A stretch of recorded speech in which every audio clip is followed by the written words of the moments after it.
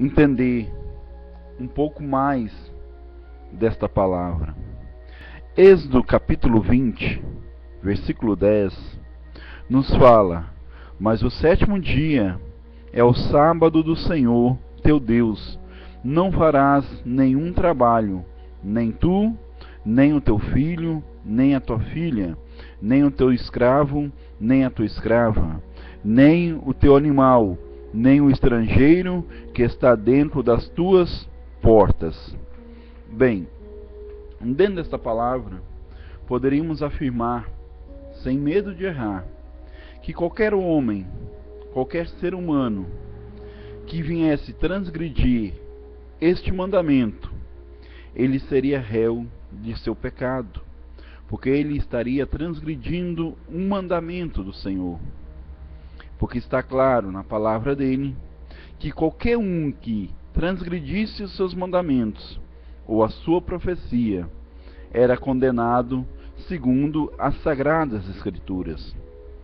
Mas bem, vivendo dentro desta palavra, dentro deste contexto bíblico, nós conhecemos claramente o significado desta palavra e passamos então a compreender um pouco mais sobre esta ordenança de Deus.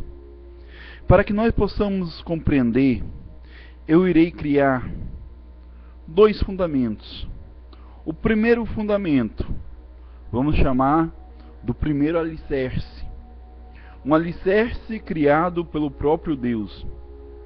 Dentro deste alicerce, Deus traz vários mandamentos, para que assim o homem cumprisse e obedecesse todos aqueles mandamentos, ordenado pelo próprio Deus através de seu servo Moisés. E qualquer homem que transgredisse este mandamento seria condenado à morte. Mas vamos criar um segundo alicerce. E nós vamos falar desse segundo alicerce mais na frente, para que você venha compreender o significado desta palavra.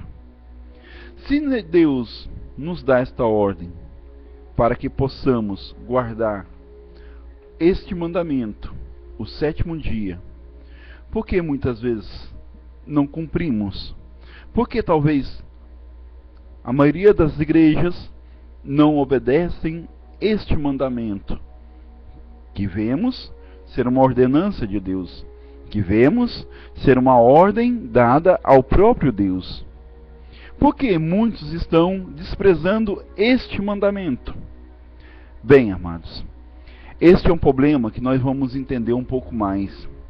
Quando Deus deu este mandamento, Ele não só deu este mandamento, mas como outros mandamentos foram dados por Deus. Mas desde que Deus criou este primeiro alicerce, o seu povo, o povo de Deus, o povo de Israel, vem cometendo erros sobre erros, vem pecando, vem se distanciando do seu Criador. Quantas vezes Deus condenou o seu povo a serem escravos? Quantas vezes Deus entregou o seu povo, aquele povo a qual Ele tirou lá do Egito, aquele povo a qual Ele tinha uma promessa de uma terra prometida, um povo a qual Deus tinha um zelo muito especial. Por quê? Ele pegaria o seu povo e entregaria na mão de seus inimigos para sofrerem, para serem humilhados, para serem maltratados, pisados e até mesmo mortos pela mão de seus inimigos. Para que Deus criaria tamanha maldade no meio de seu povo? Porque a sua palavra era fiel e verdadeira. Todo aquele que transgredisse os seus mandamentos seria culpado de morte. E esta era a maneira que Deus tinha para executar os seus mandamentos. O povo se afastava, o povo cometia os seus pecados, desobedecendo a sua ordem, e era punido de uma maneira severa. era punido pela mão do próprio Criador. E ali nós vemos então, dentro do livro de Juízes, vários homens, vários juízes, vários reis, que Deus usou como libertador de Israel. Até que chegou um ponto em que Deus já não suportava mais ver a transgressão de seu povo e virou as costas para o seu povo. Não mandou mais libertadores, não levantou mais libertadores para que viessem libertar o seu povo da mão de seus inimigos. Foi onde o povo foi atrás de um libertador. E esse libertador foi Jefté. E Jefté veio ser o libertador de Israel. Mas os anos se passaram e o povo de Israel sempre continuou cometendo o mesmo delito, cometendo o mesmo pecado, transgredindo o sábado, transgredindo as leis mosaicas, transgredindo os mandamentos de Deus, fazendo para si falsos deuses, levantando para si imagens de adoração, levantando para si bosques onde eles viessem levantar altares a outros deuses. Mas bem, então Deus só tinha duas opções. Deus tinha duas opções. Ou era destruir toda a raça humana da terra. Era aniquilar todo o ser vivente da terra. E tudo isso então teria acabado e não precisaria fazer mais nada.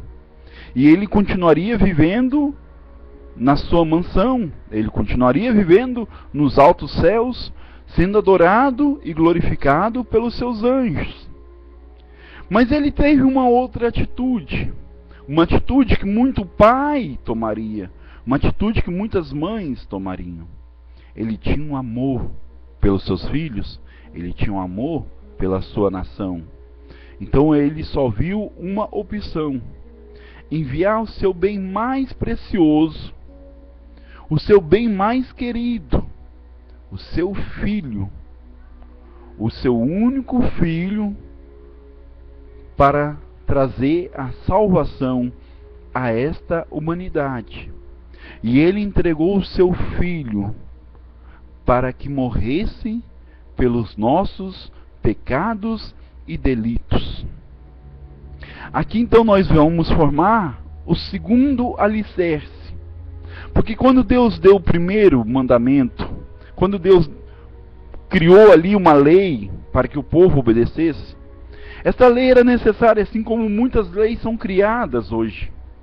Porque se um país ele não tem determinadas leis, o país ele se sente inseguro. É como uma pessoa ter totalmente liberdade de chegar e tirar a vida de uma, duas, três, quatro, 5 pessoas e permanecer impune, porque não existe uma lei, não existe algo que vai reger que aquela pessoa pague pelos seus delitos.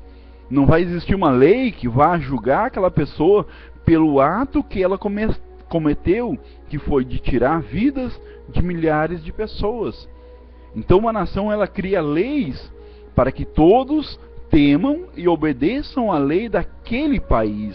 E quando ele não obedece a lei daquele país, ele é punido. Alguns países existe a prisão perpétua, outros países existe até mesmo a pena de morte, e outros países existem penas mais rudes, penas, quem sabe, mais leves, mas mesmo assim existe a lei, onde ele vai pagar 10, 20, 30 ou 50 anos preso, detido sobre uma jaula, para não ter mais contato com uma sociedade, porque ele representa risco para aquela sociedade. Então ele vai ser punido e vai pagar pelos seus atos. Isso chama-se uma lei nacional, uma lei de um estado, uma lei de um município, uma lei de um país. E essas leis têm que serem obedecidas. E isso foi o que Deus criou. Deus criou uma lei para que todo o seu povo obedecesse àquela lei que foi criada por Ele. Mas através de Jesus Cristo, as leis de Deus, elas não seriam mudadas. ele não ia deixar que essas leis não fossem cumpridas. Ele não ia voltar atrás dessas leis e dizer que elas não existiriam mais, porque tudo aquilo que ele fez permanece para sempre. Porque ele diz na sua palavra: eu sou Deus, o Deus que não se arrepende. Ele é um Deus que fala e cumpre. Ele é um Deus que fala e não volta atrás daquilo que fala. Então, como muitas igrejas hoje aboliram os mandamentos? Jesus veio mudar esta lei? Jesus veio transformar esta lei? Desfazer de tudo aquilo que o seu Pai criou? Todas aquelas leis e ordenanças que o Pai deu lá para Moisés, o filho dele veio abolir estas leis? Não. Jesus, ele não aboliu lei alguma. Porque ele mesmo falou uma certa vez: eu não vim para desfazer, mas eu vim para cumprir. E ele cumpriu todas as leis. Mas bem, nós vemos mensagens onde Jesus curou paralítico no sábado, onde Jesus curou pessoas enfermas em pleno sábado, a qual criava indignação e ódio no coração dos fariseus, porque eles eram doutores da lei, eles entendiam da lei, eles viam que Jesus estava transgredindo esta lei. Então o Senhor estava mostrando àqueles homens que o guardar o sábado estava muito além do entendimento daqueles fariseus, que não entendiam o que era guardar o sábado. Fazer uma obra, fazer uma caridade, estender a mão a uma pessoa necessitada, é algo que vai exercer a sua fé cristã, é algo que vai exercer uma obra divina. E o Senhor estava sobre aquela terra e ele estava trazendo salvação e esperança àquela humanidade. E ele não aboliu de momento algum as leis dadas pelo seu Pai. Onde parou essa lei? Onde estacionou então esta lei que foi dada a Moisés? Toda esta lei dada a Moisés ficou sobre o segundo alicerce. Por quê? Porque Cristo, ele se torna a coluna da igreja. Cristo é o alicerce da igreja. E quando Cristo morre sobre aquela cruz do Calvário, com ele morreu todas as leis. Com ele morreu todos aqueles estatutos dados a Deus através de Moisés. Porque aqueles mandamentos foi dado de Deus. Deus deu aqueles mandamentos a Moisés devido ao pecado do homem. Porque através de Adão entrou o pecado do mundo. E através de Cristo, o pecado veio a morrer. Porque quando você aceita Cristo, você já não aceita mais a lei mosaica. Quando você aceita Cristo, você já não aceita mais a lei de Moisés, mas você aceita Cristo ressurreto. Então, quando você aceita Cristo, você não está mais debaixo da lei, mas você está debaixo da graça de Cristo. E é aí onde nós chegamos ao ponto máximo desta história. Você aceita Cristo, porque você está morrendo para o mundo. E quando você morre para o mundo, tudo que estava lá no tempo da lei era por causa do pecado do homem, era por causa da transgressão do homem, era por causa do velho Adão. Você andava debaixo da lei do velho homem, você andava debaixo da lei do velho Adão. Agora você está debaixo da lei de Cristo, você está debaixo da graça. Você é uma nova criatura, você não pertence mais a este mundo. Você não anda mais debaixo da lei daquele mundo, mas você está debaixo da lei de Cristo. E a lei de Cristo é formada apenas um mandamento, transformando-se em apenas um, que é amar o Senhor teu Deus de todo o teu coração e de todo o teu entendimento, e ao teu próximo como a ti mesmo. Esta é a maior lei de Cristo. Este é o maior mandamento que Ele nos deu. E aí, lá em Hebreus capítulo 4, do versículo 4 em diante, nos mostra sobre este sétimo dia.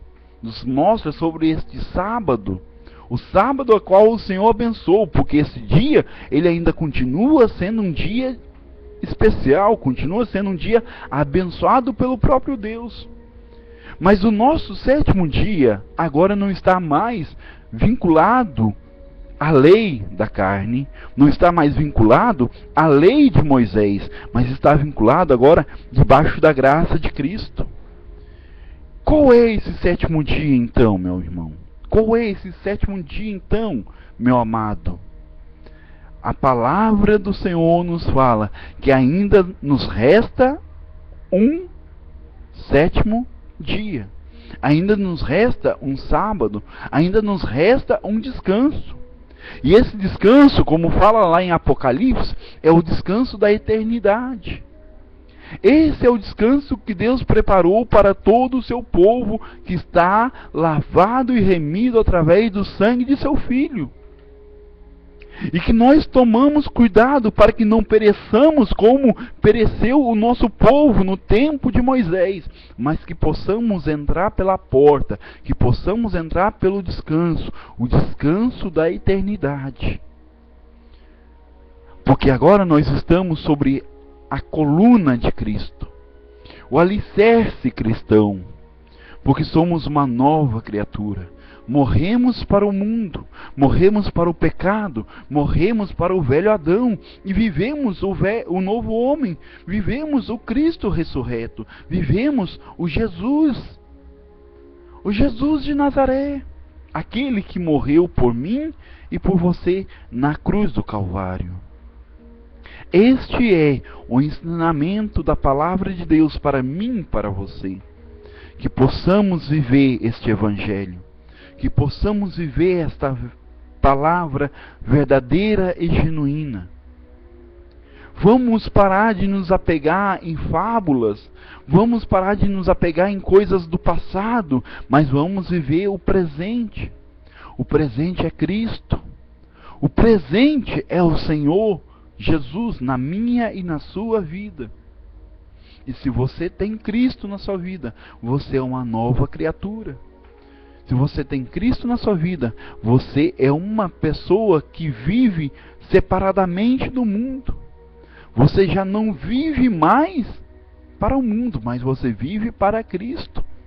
As leis que foram determinadas ao povo do passado ficaram lá na cruz do Calvário. Agora, o que vai prevalecer para você, para a sua família, para todo o povo de Deus, é a vida em Cristo Jesus. É o seu novo homem. É o seu novo homem. O seu velho homem está lá na cruz. O seu velho homem foi crucificado junto com Jesus. Não vive mais você, não vivo mais eu, mas Cristo vive em mim. E quando você se torna uma nova criatura, você não precisa mais da lei de Moisés.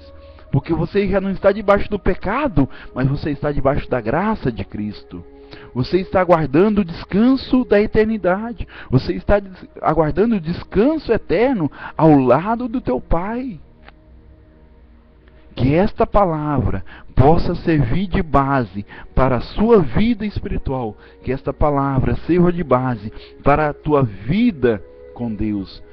Para a tua vida, para a vida da tua família e para o teu ministério. Nós precisamos aprender a viver uma vida separadamente do mundo. E quando você começar a viver esta vida separada do mundo e começar a viver uma vida voltada para Deus, você terá a sua vida totalmente transformada. Você terá a sua vida totalmente renovada pela palavra do Senhor. Que Deus, nosso Senhor Jesus Cristo, possa te abençoar ricamente em nome de Jesus. Que a graça de Deus e o amor do nosso Senhor Jesus e a consolação do doce Espírito Santo esteja sobre a minha, sobre a tua, sobre a nossa vida, não só hoje, mas para sempre.